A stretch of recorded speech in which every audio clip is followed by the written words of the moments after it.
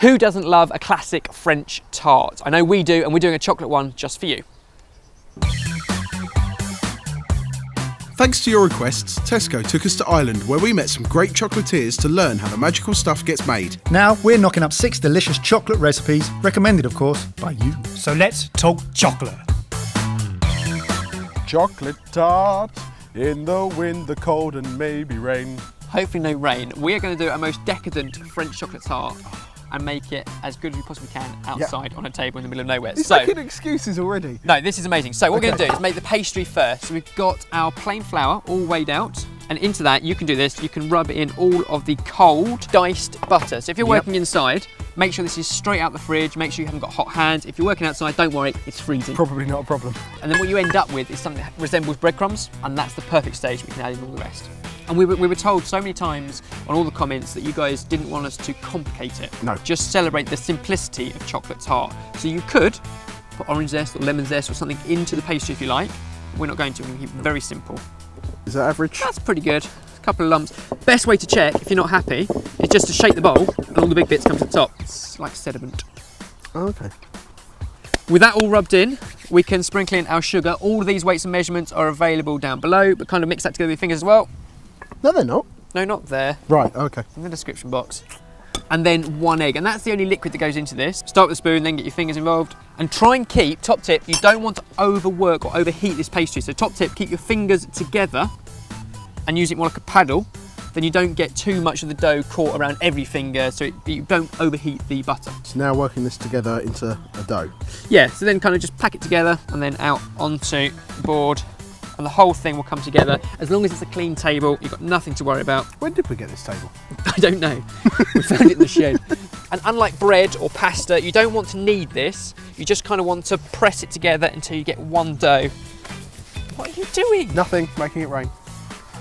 Don't do that. We want to hold the weather at bay. Now, pastry's quite a delicate thing, isn't it? So you need to let it rest after you've got to this stage. Yes, so at this point you've got one solid bit of dough, so that needs to go wrapped up into a fridge for half an hour to an hour, and then you can start to roll out your rested dough, which looks a bit like that. So you're going to do this bit, a dusting of flour, and if you can just roll that out, starting off nice and gentle so you don't crack it, keeping it as round as possible, and then we'll put it into our tart case in a moment. You need a little bit of finesse when it comes to pastry. Yeah. Practice makes perfect. I've got it. We've been doing this for a few years now. Look, you ready?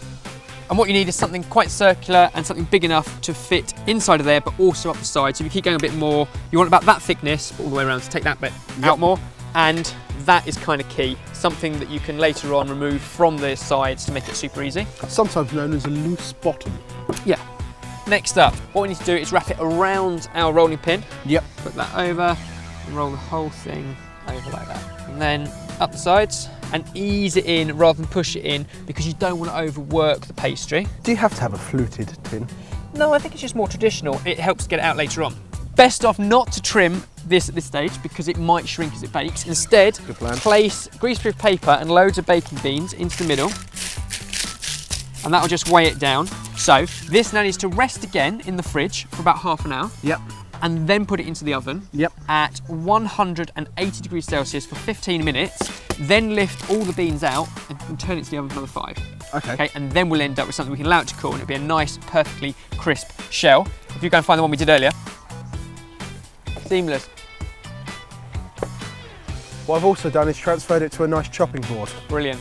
Look. And there is a crisp pastry case that we can now put our chocolate filling into. So now, cream into our saucepan. Yes. And then bring that up to a boil.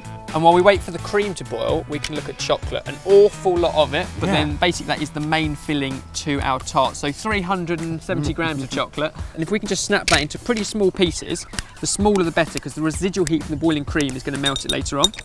Yeah.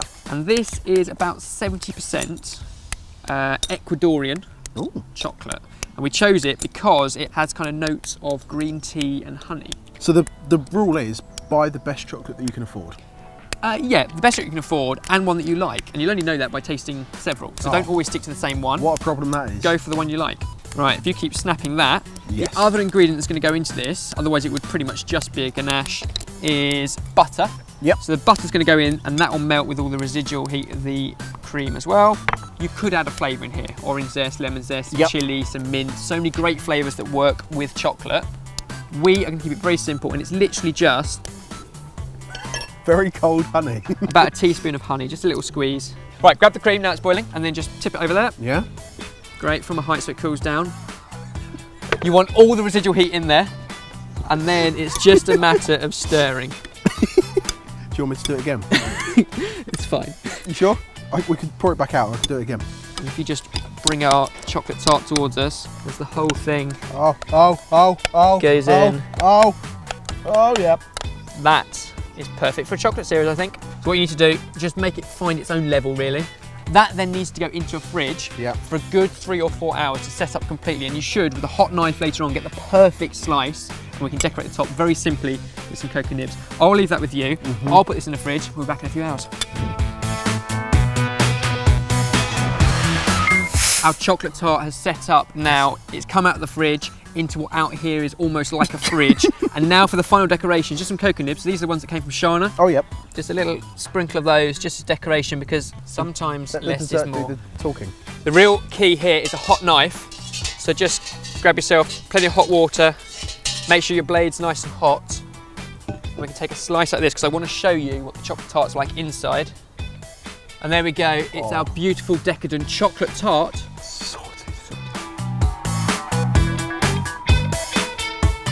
I think you might only want half a slice of this, Jay. I want it is super the decadent. other 3/4 of that. You go. Yes. Oh. It's a cross between chocolate truffle, chocolate tart, and just the most amazing thing ever. You know that chocolate tart that you had that one time, and it was absolutely incredible? This is actually 10 times better. No, I know what you're saying, that one you had was really good. This is better. I promise you this is better. This is delicious. Buttery pastry and unbelievable chocolate. Oh, rain on me. Rain on me. It's about to. Come on, bring it on. I'm so happy.